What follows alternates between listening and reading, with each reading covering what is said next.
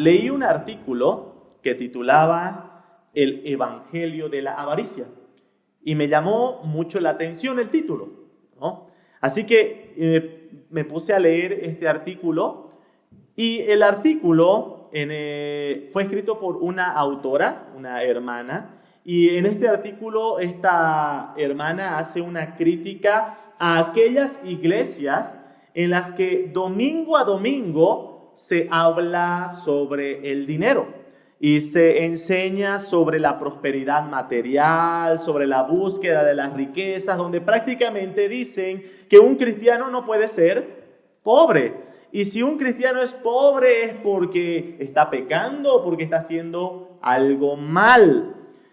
En estas iglesias se tuerce la palabra de Dios y les encanta usar versículos, sacarlos de contexto y hacerles decir a Dios cosas que nunca dijo. Por ejemplo, uno de los versículos favoritos de este tipo de iglesias que descontextualizan es el que dice en 2 Corintios 9:6, el que siembra escasamente, escasamente también segará, y el que siembra abundantemente, abundantemente también segará. Entonces se usa ese versículo para decir, usted quiere segar abundantemente o quiere segar abundantemente, cosechar abundantemente, ¿qué debe hacer? Sembrar abundantemente. Y es la forma en la cual descontextualizan el texto y engañan a las personas para que las personas puedan dar dinero. Y sinceramente me llamó mucho la atención el título de este artículo. Nuevamente les menciono, el título es El Evangelio de la Avaricia.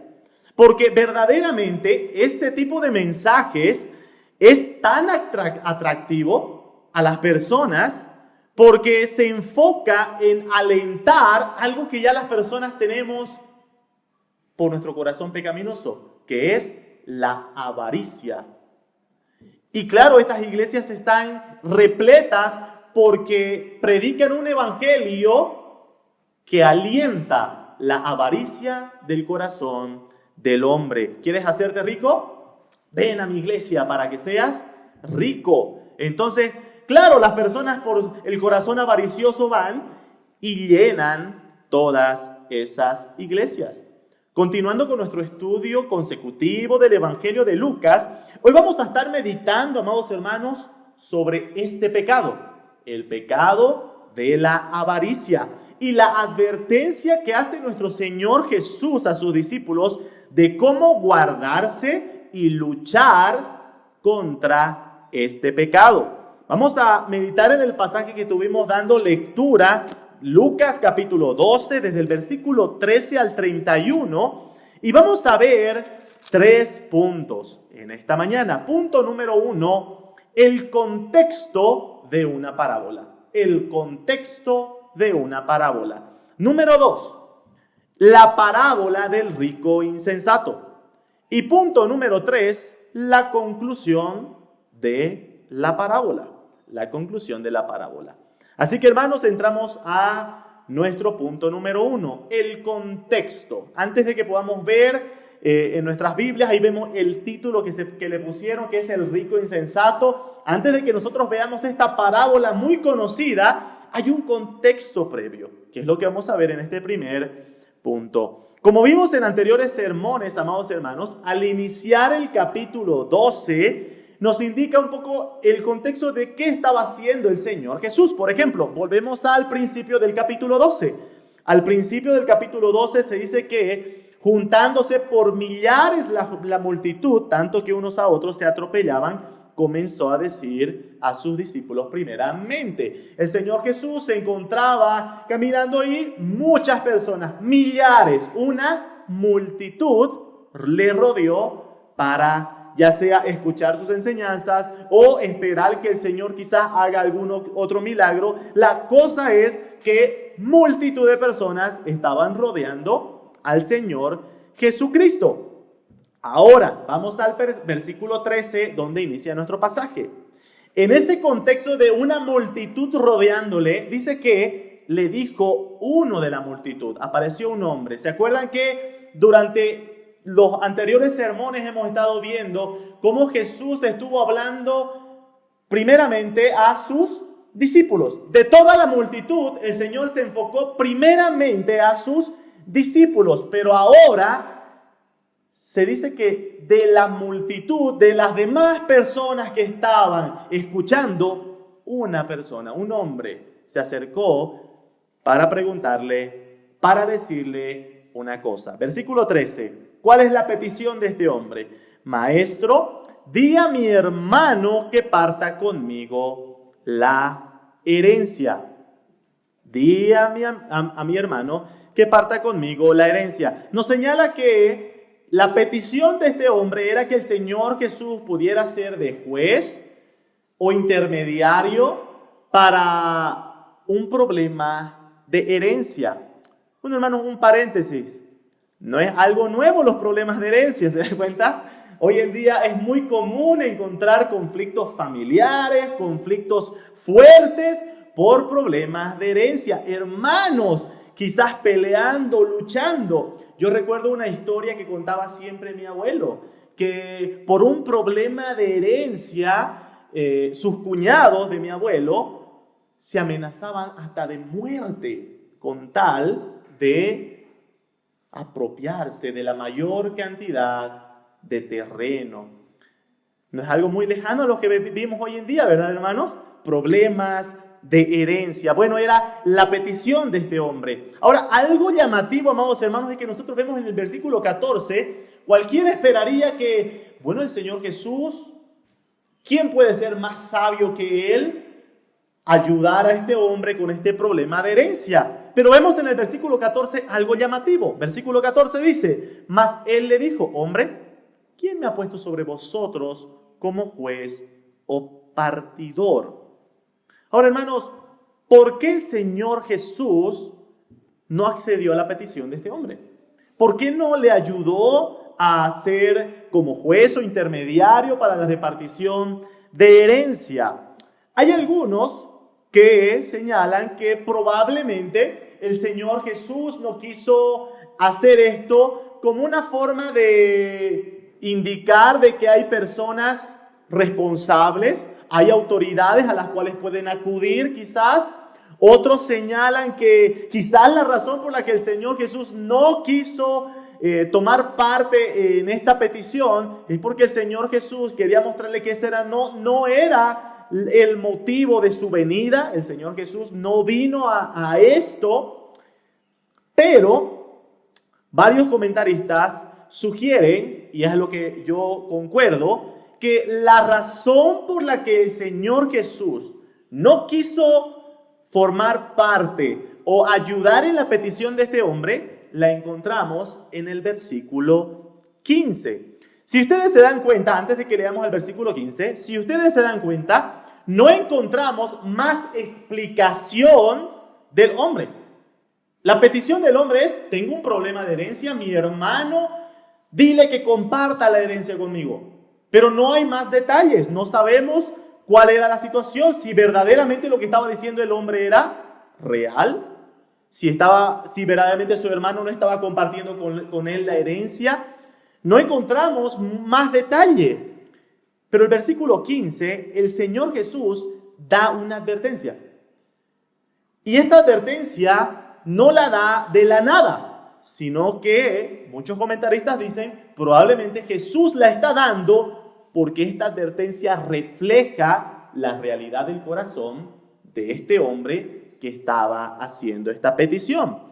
Algo que nosotros vemos en la Escritura, amados hermanos, es que el Señor Jesús, aunque verdaderamente asumió una naturaleza humana, el Señor Jesús, se nos dice, por ejemplo, en Juan capítulo 2, versículo 24 al 25, dice que el Señor Jesús conocía los pensamientos de los hombres. El Señor Jesús no tenía por qué estar esperando que alguien le advierta ciertas cosas, sino que el Señor Jesús ya sabía las intenciones y los pensamientos del corazón. Eso dice Juan capítulo 2, versículos 24 al 25. Así que es muy probable que el Señor Jesús conocía verdaderamente la intención del corazón de este hombre, que aparentemente se presentaba como la víctima de la situación, ¿verdad? Si nosotros vemos la petición del versículo 13, y yo les pregunto, hermanos, ¿quién es la víctima en todo este problema de herencia? Sin una investigación previa nos decimos, pobre hombrecito, ¿no? Pobre este hombre que su hermano abusivo no le quiere dar un terreno, parte de la herencia. Pero el Señor Jesús, que sí conoce las intenciones del corazón, le dice lo siguiente en el versículo 15. Les dijo, mirad y guardaos de toda avaricia, porque la vida del hombre no consiste en la abundancia de los bienes que posee. Amados hermanos, el Señor Jesús está señalando que probablemente la razón del pedido de este hombre no es un clamor de justicia, sino que es la expresión de un corazón avaro, de un corazón que tiene avaricia por las riquezas, avaricia por la abundancia de los bienes. Ahora, hermanos, cuando nosotros vemos esto, vamos a ver que el Señor Jesús siempre se enfoca en el problema principal. Y ahí podemos responder un poquito la pregunta de ¿por qué el Señor no le ayudó con la petición de este hombre? Porque el problema de este hombre no era un problema de herencia. El problema de este hombre era un problema de corazón. Era un problema de pecado. Y es lo que el Señor Jesús va a mostrar en el siguiente punto. Así que ahora entramos a ver la parábola del rico insensato. Como ya hemos explicado en muchas otras ocasiones, el Señor Jesús hace uso de parábolas para explicar verdades espirituales usando elementos cotidianos de la vida. Así que ahora el Señor Jesús, para enseñar esta situación de la avaricia y de que la vida no consiste en la abundancia de los bienes, ahora el Señor Jesús va a contar una parábola. Vamos a dar lectura a esta parábola. Empezamos viendo punto número 2, la parábola del rico insensato. El versículo 16 nos va a mostrar la descripción de un hombre. Versículo 16 dice, también les refirió una parábola diciendo, la heredad de un hombre rico había producido mucho. En el versículo 16 encontramos la descripción de este hombre rico. Para empezar, cuando se habla de la heredad, se está hablando de un terreno o un campo de cultivo. Lo que nos dice el pasaje es que había un hombre, y fíjense la descripción que dice la Escritura, este hombre ya era rico. No es que el hombre se hizo rico por la producción de ese campo, sino que él ya era rico. Él ya era rico y bueno, era rico y ahora con el terreno que tenía, dice que se hizo aún mucho más rico porque el terreno produjo bastante. Así que este detalle, hermanos, no es algo para obviar. Otra cosa importante a tener en cuenta sobre esta descripción, amados hermanos, de este hombre rico, es que la Escritura no nos dice que este hombre se hizo rico de forma ilegítima. Hemos visto casos en la Escritura de cobradores de impuestos, por ejemplo, que se conocían de que estos sí se hacían ricos de forma ilegítima. Tenemos un caso muy conocido, el de Zaqueo, ¿verdad? E incluso Zaqueo, luego de haber sido confrontado por el Señor, él dice, voy a devolver, ¿sí? Voy a devolver. Como una muestra, amados hermanos, de que habían personas que se hacían ricos de forma ilegítima. Algo que también nosotros lo vemos hoy en día, personas que se hacen ricos de forma ilegítima. Pero en este caso, amados hermanos, no estamos hablando de alguien que se hizo rico de forma ilegítima. No se dice eso. Se dice que de alguien que se hizo rico, ¿haciendo qué? Trabajando. Amados hermanos, ¿el trabajo es algo malo en sí? No. No es que si nosotros vemos la descripción, se lo presenta como un hombre rico que se hizo más rico aún, trabajando en su terreno. Así que en este sentido no encontramos nada negativo. El problema de este hombre no es que era rico. Amados hermanos, ser rico, ser adinerado, no es algo malo en sí. Así que cuando nosotros vemos la descripción de este hombre, de alguien rico, no es de que, su problema es que era rico. No era ese. Ya era rico, se hizo más rico de forma legítima. ¿Qué es lo que nosotros vemos? Versículo 17. La descripción de lo que es el problema de este hombre. Versículo 17.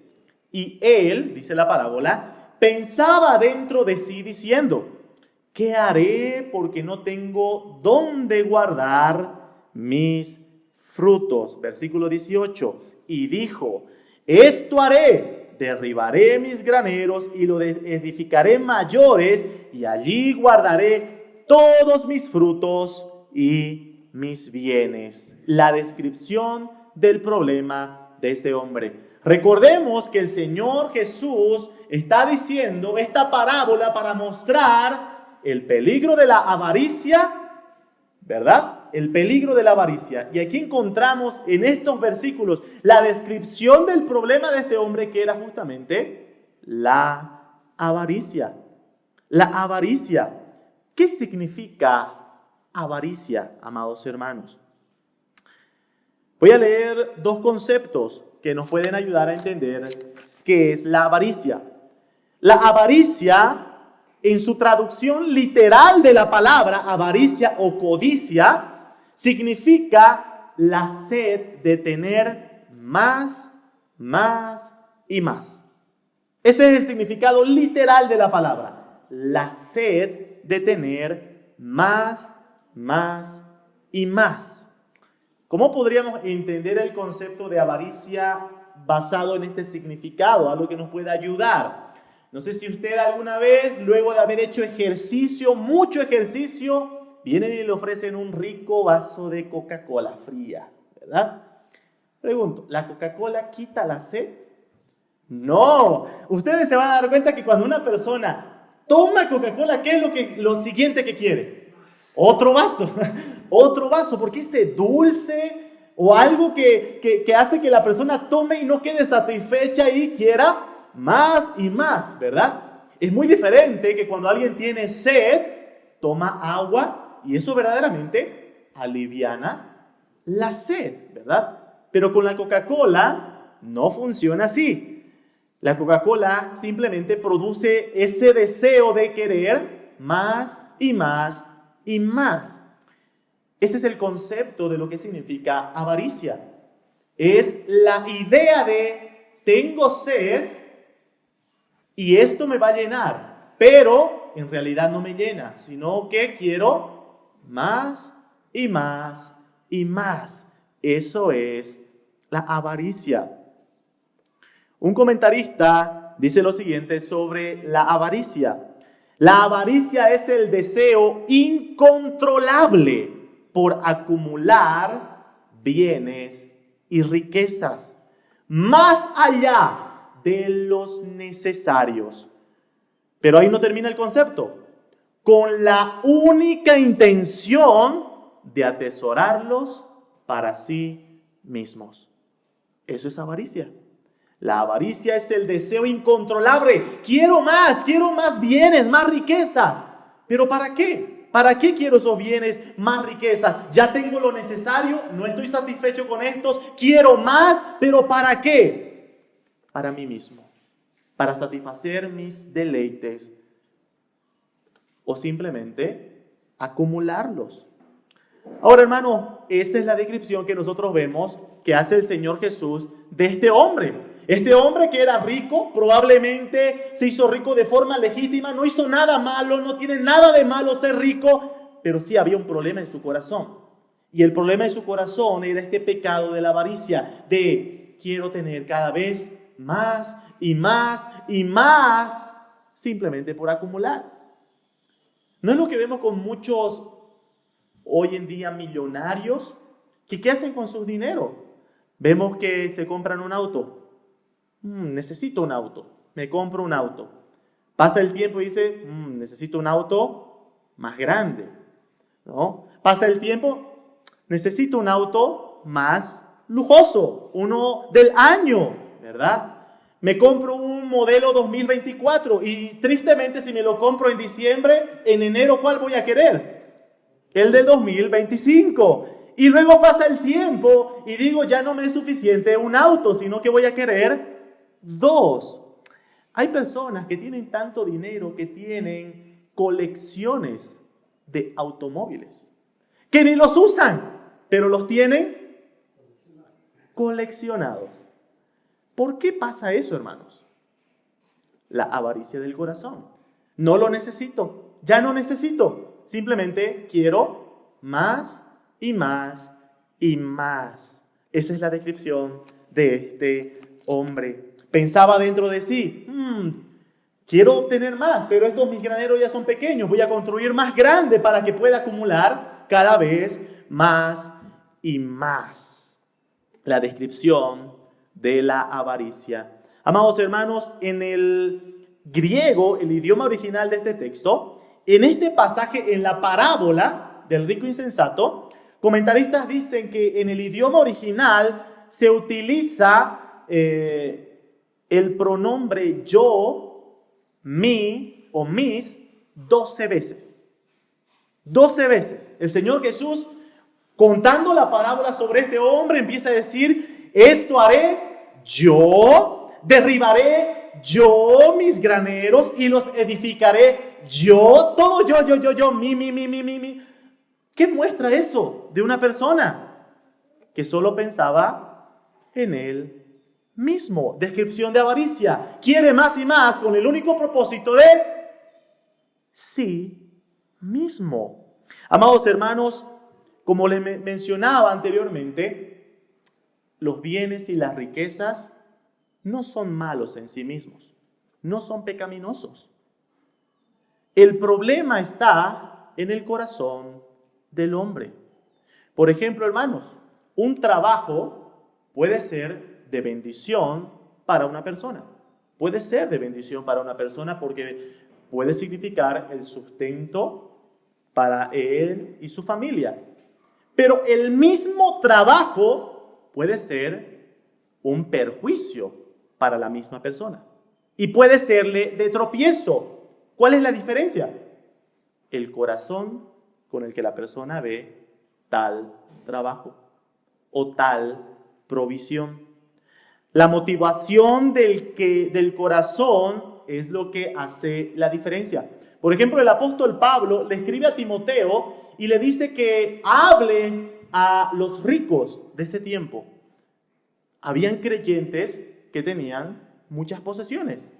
¿Y cuál es la recomendación que da el apóstol Pablo a Timoteo? Vamos a 1 Timoteo capítulo 6, versículos 17 al 19. Si se dan cuenta, la recomendación de Pablo a Timoteo no es dile a los ricos que se deshagan de sus riquezas y sean pobres. No es esta la recomendación de Pablo a Timoteo. 1 Timoteo capítulo 6, verso 17 en adelante. A los ricos de este siglo manda que no sean altivos, que no sean orgullosos, ni pongan la esperanza en las riquezas, las cuales son inciertas, sino en el Dios vivo que nos da todas las cosas en abundancia para que las disfrutemos. Fíjense la recomendación, verso 18, que hagan bien, que sean ricos en buenas obras, dadivosos, generosos.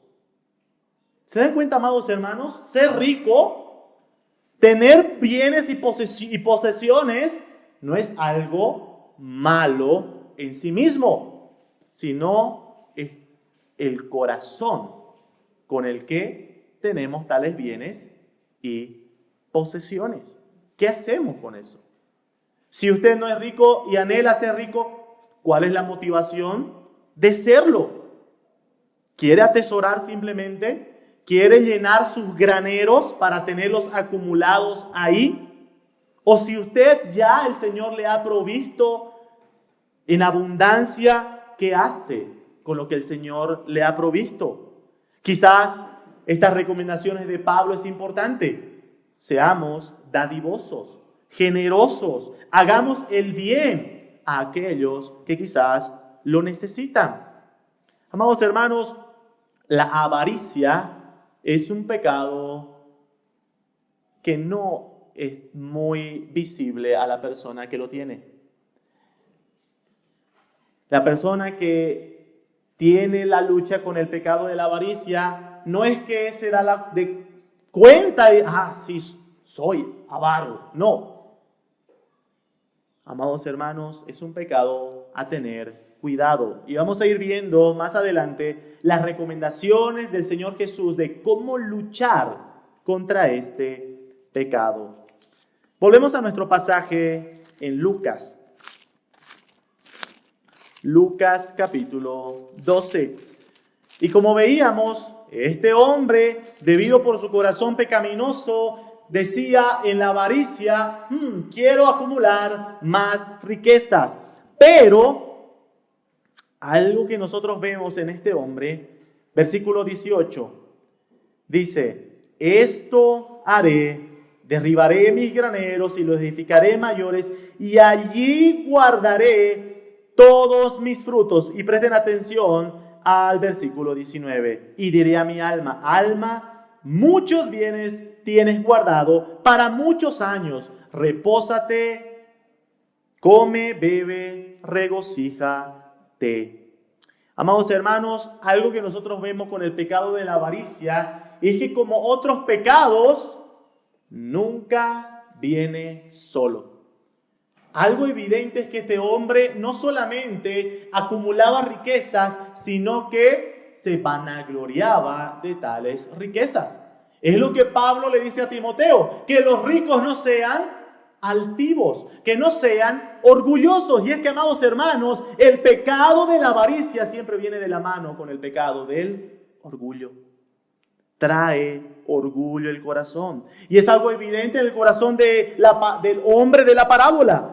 Que este hombre que acumuló muchas riquezas y en ningún momento se dice que daba gloria a Dios, gracias a Dios, sino que él era la razón por la cual había alcanzado todas esas riquezas. Amados hermanos, ¿acaso esto no es el pensamiento que comúnmente escuchamos? De personas que trabajan y dicen, yo me lo he ganado con el sudor de mi frente. Nadie me lo ha dado, yo lo he conseguido. No dar gloria a Dios. Es el mismo pensamiento que tuvo Nabucodonosor. ¿Recuerdan? Daniel capítulo 4, versículo 30. Daniel 4:30 dice, habló el rey y dijo, Nabucodonosor, ¿no es esta la gran Babilonia que yo edifiqué para casa real con la fuerza de mi poder y para gloria de mi majestad? Amados hermanos, ¿no es el pensamiento en el mundo? De personas que dicen y ven su casa y dicen, esto yo lo hice, esto yo lo hice con mi esfuerzo y esto yo lo hice para mí. Es lo mismo. Hermanos, los pecados no vienen solos, siempre vienen acompañados de otros pecados. Así que cuando vemos el corazón de este hombre y el Señor hablando sobre la avaricia, no es solo la avaricia, sino que la avaricia viene con otros pecados a su alrededor. En este caso, uno muy evidente, que es el orgullo en el corazón del hombre. Así que, amados hermanos, entre paréntesis, jamás digamos, yo solo tengo este pecadito, ¿no? Este es mi único pecadito en mi vida. No, hermano, los pecados siempre vienen con combos, ¿no? Vienen agrupados con otras cosas.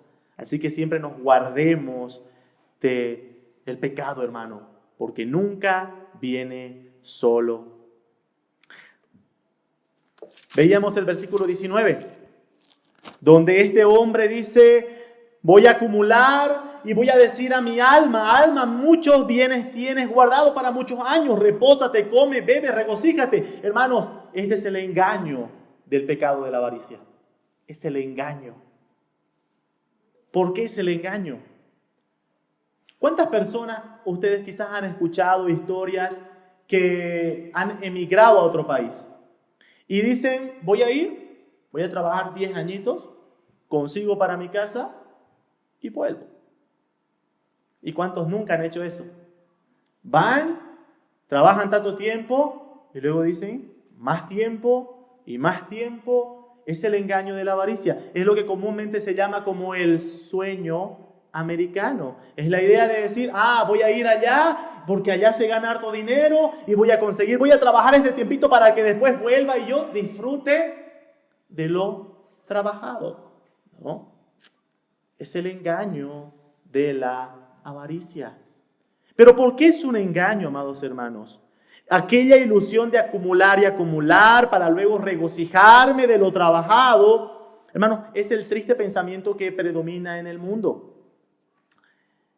Pero es un engaño, y el Señor Jesús en la parábola va a dejar en claro que es un engaño porque no depende de nosotros si es que vamos a estar para disfrutar de aquello.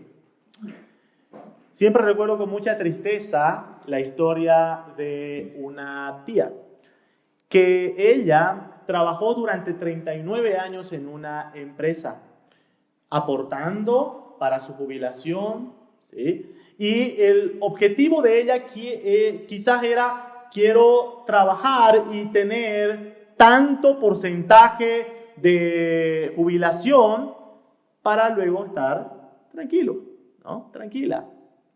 El problema fue que, claro, hubo cambio de leyes con respecto a la jubilación y ya no daban el sueldo de la jubilación según la cantidad de aporte, sino solamente la cantidad de años de aporte. Así que recuerdo una conversación con ella en donde luego de haberse jubilado ella renegaba y decía: yo trabajé 39 años y el sueldo que me están dando, ni viviendo 30 años más, me va a alcanzar para recuperar todos mis años de aporte.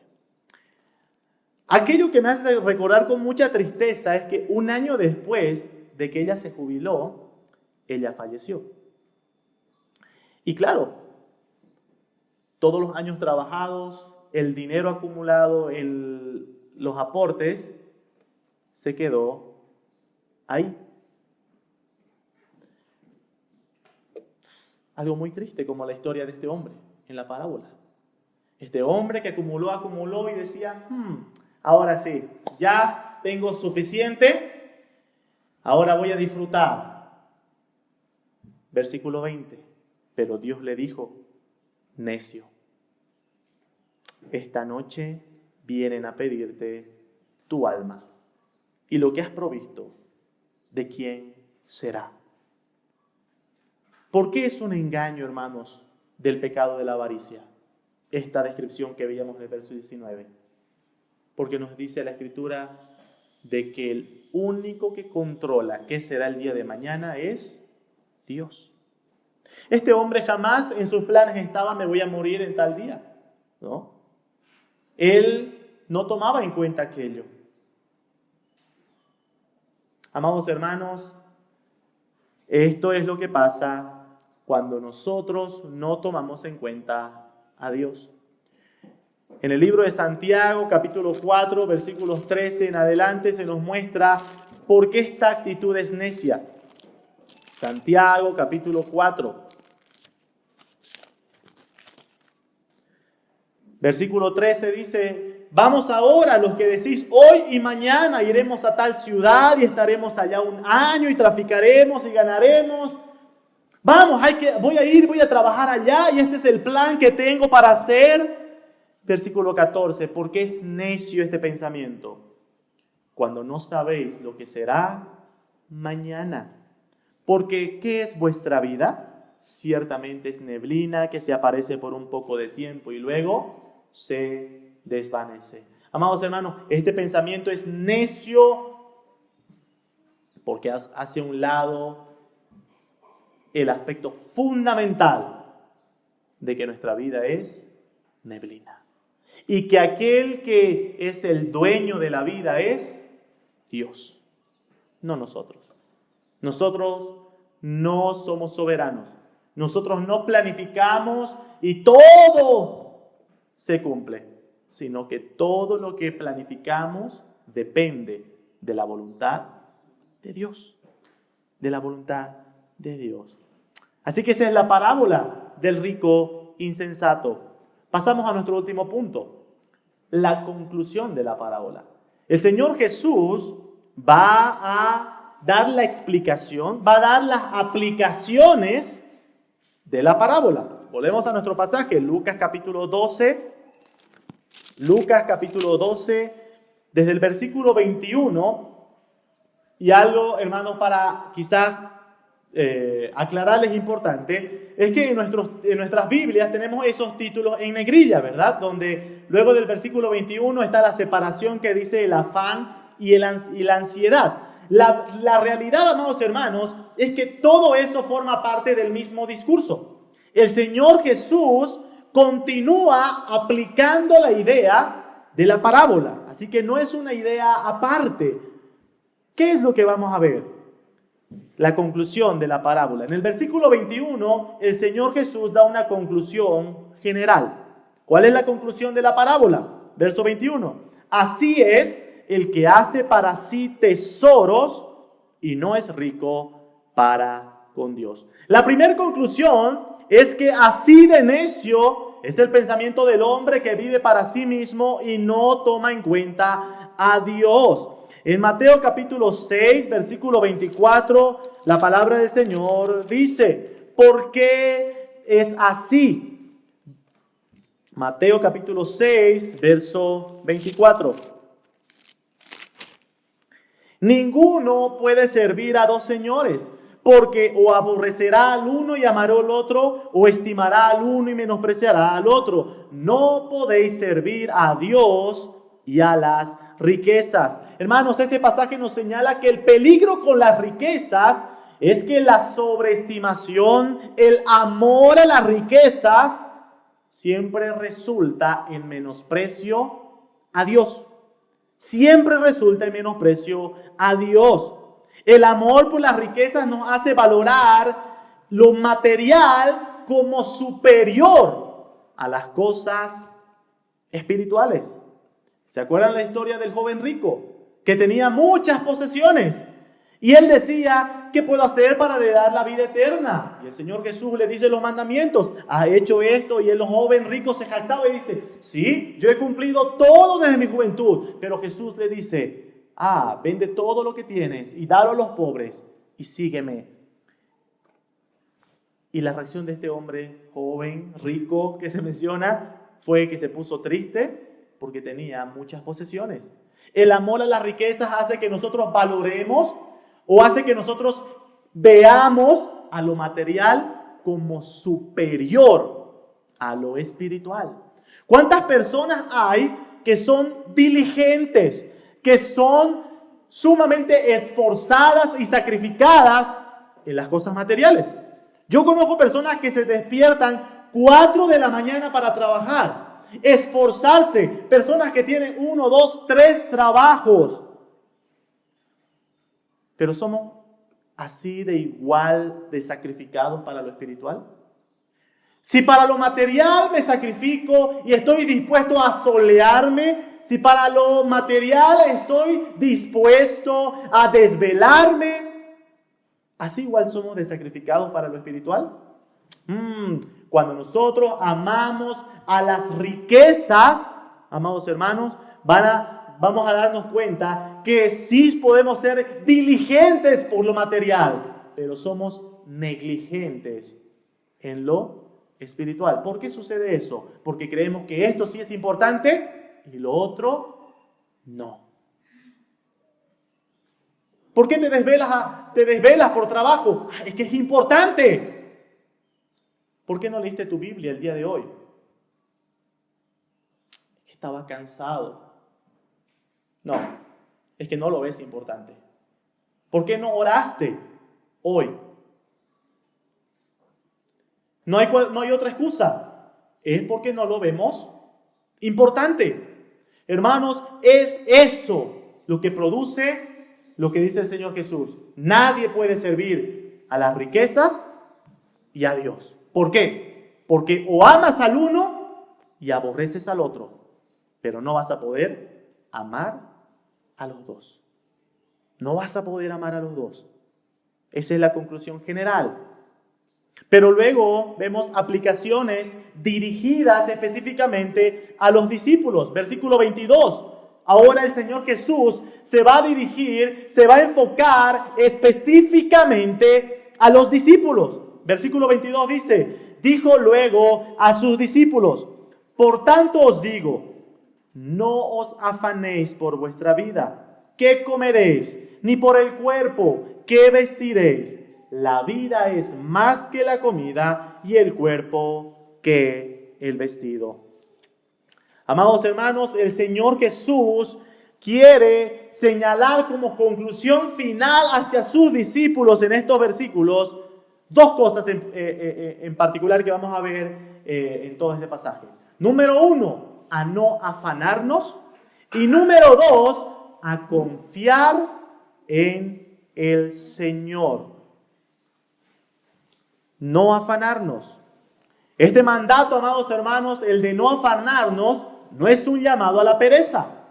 Porque cualquiera podría leer el versículo 22, dice, no os afanéis por vuestra vida, qué comeréis, ni por el cuerpo que vestiréis.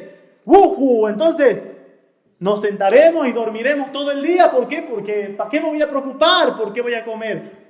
Hermano, este versículo no es seamos flojos, ¿verdad? Porque la Escritura habla seriamente en contra de la pereza. La pereza también es un pecado. Incluso el apóstol Pablo en su carta a los tesalonicenses, en su segunda carta a los tesalonicenses dice, el que no trabaja, que tampoco coma. Entonces, amados hermanos, este versículo no está diciendo seamos flojos, no hagamos nada, crucemos nuestros brazos, porque todo va a llegar de la nada. No.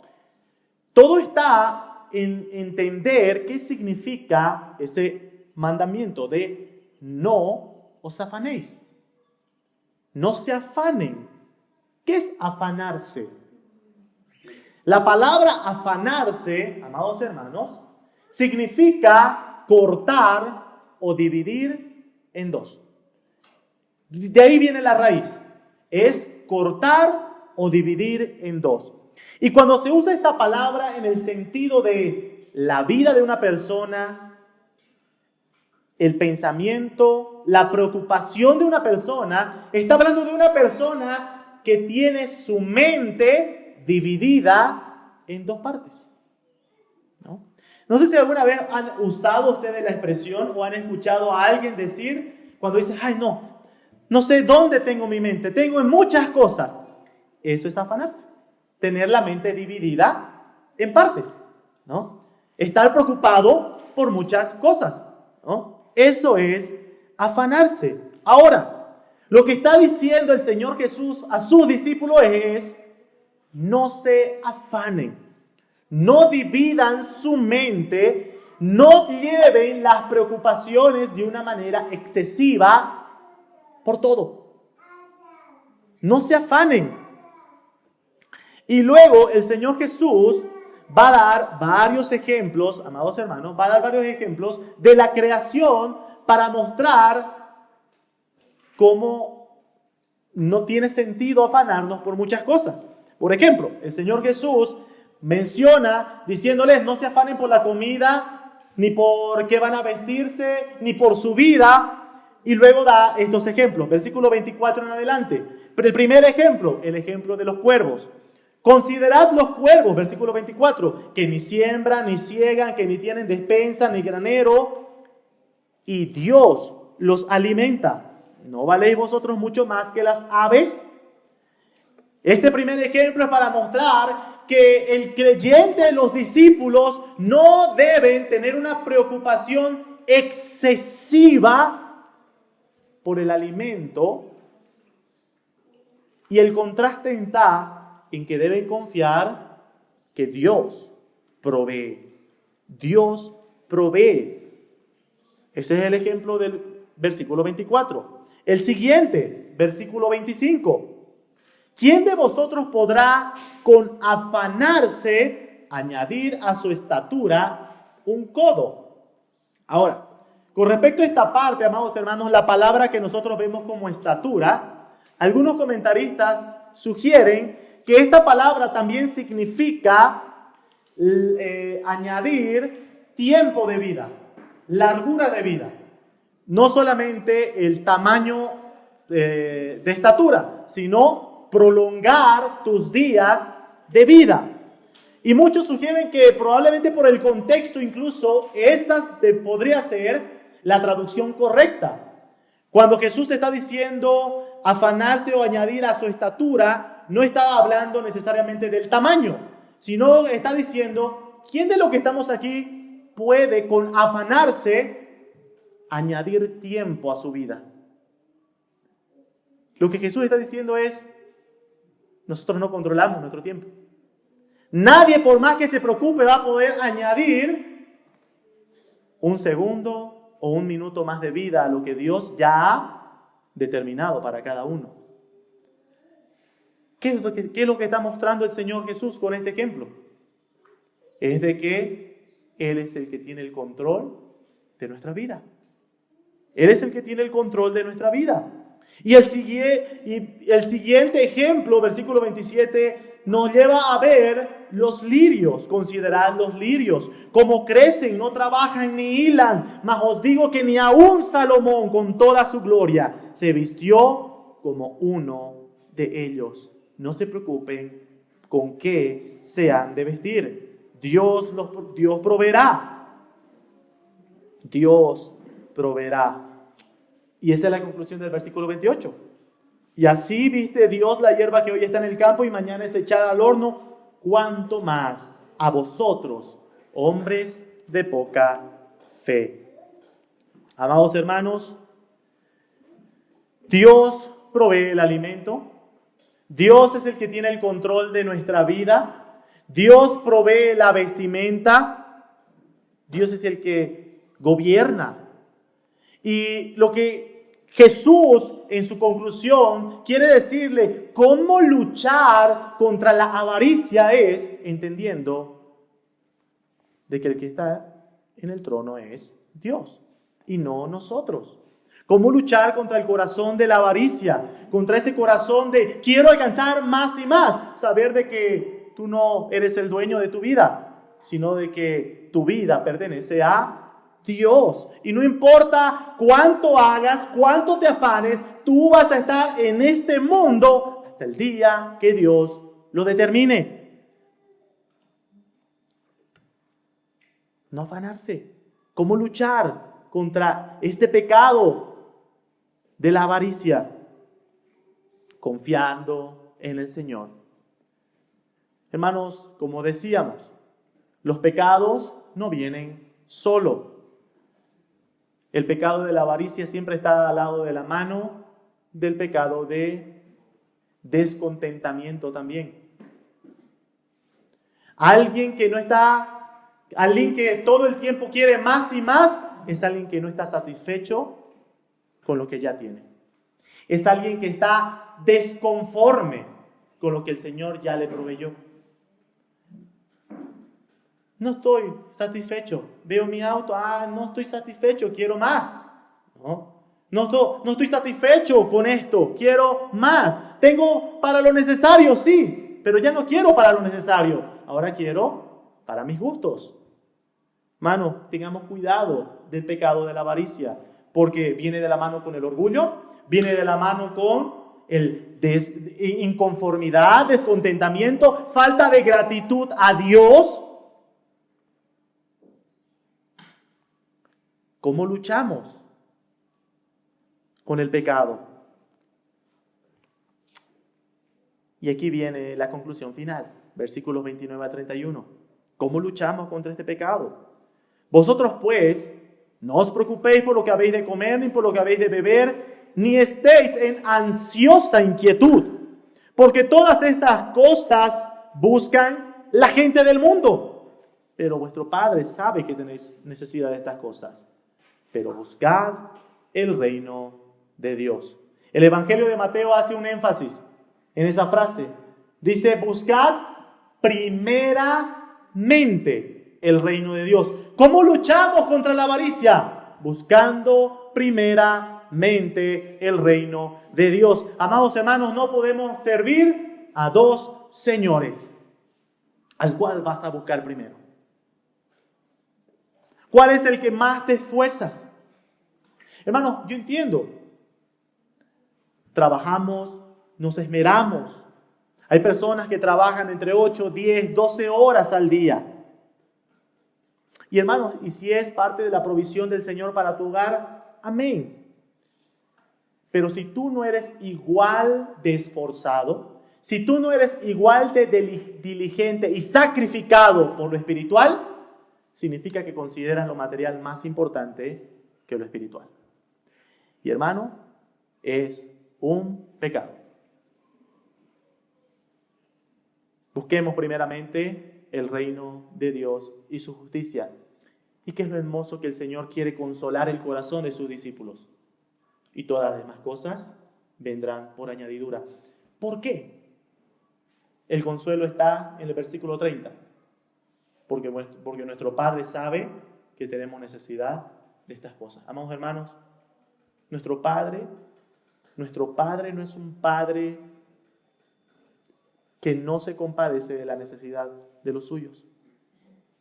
Sí, el Padre ve nuestra necesidad y Él se compadece, hermanos. Él sabe que tenemos todas estas necesidades. Pero busquemos primeramente el reino de Dios. Busquemos primeramente el reino de Dios. Como dice el versículo 30, el mundo, la gente del mundo busca todas estas cosas. En contraste, los creyentes deben caminar con anhelos y objetivos diferentes a los del mundo. Si ha de haber una preocupación que agobia tu vida día a día, que sea tu espiritualidad, que sea el avance del reino y que no sea llenar nuestros graneros, mis amados hermanos. Amados hermanos, los afanes suelen distraernos de lo que verdaderamente es importante y tenemos por hacer. Por eso la palabra afán significa eso, dividir. Porque dividimos nuestra mente y es una distracción. Amados hermanos, guardémonos de distracciones. Que el Señor nos guarde, amados hermanos. Que el trabajo que el Señor te ha provisto, que los bienes que el Señor te provea, sean una bendición, hermano. Y no sean una distracción. ¿Cuál es la diferencia? El corazón con el que tú lo ves. El corazón con el que tú lo ves. Si el Señor te ha provisto, primeramente, da gloria a Dios. No seamos como el rico de la parábola. No seamos como Nabucodonosor, que ve todo lo que ha conseguido y se alaba a sí mismo, sino que da gracias a Dios. Y eso va a proteger tu corazón de ingratitud, de inconformidad y de la avaricia. Amados hermanos, hay un ejemplo hermoso que encontramos en la Escritura sobre nuestro Señor Jesucristo, sobre esto. La Escritura dice que Él, siendo rico, se hizo pobre. El dueño del universo, para alcanzarnos a nosotros. Mis queridos hermanos, ¿qué es lo que tú consideras importante? ¿Para qué es lo que vives? Damos gracias a Dios por nuestro Señor Jesucristo, que Él se hizo hombre y no estimó el ser igual a Dios como cosa que aferrarse, sino que se despojó a sí mismo, tomando forma de hombre. haciéndose siervo y yendo a la muerte y muerte de cruz para alcanzar la salvación de todo aquel que cree en Él.